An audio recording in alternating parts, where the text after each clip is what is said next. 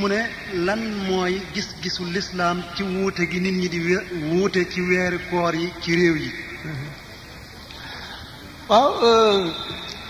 weeru koor yi weer yi moom li ma waxoon rek mu ngi demee ni ki rek julli yi xam nga ne béréb bu la féete penku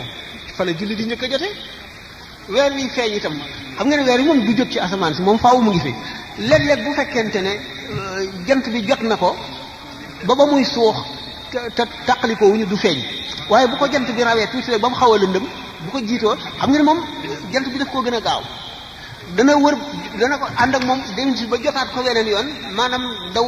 fanweeri yoon wala ñeent kii daw ñaar fukk ak juróom-ñeent mu jotaat ko jotaat boobu nag bu fekkee ne jote na ko fu kawe jant bi dana ko jiitu ba so mu xaw a lëndëm weer wi balay suux ñu gis ko fekkente nag daf ko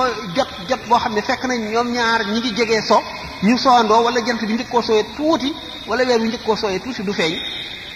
sharia nag li mu santaane mooy gis ci bët waaye yenn tegtal la nanguwul affaire météorologique yooyu yëpp sharia wala yooyu yëpp sharia dàq na ko moom daal moom réew yi ko gis rek war nañoo woor war nañoo wori war nañoo seen gàmmu seen tamxarit seen yëpp mi ngi ci aju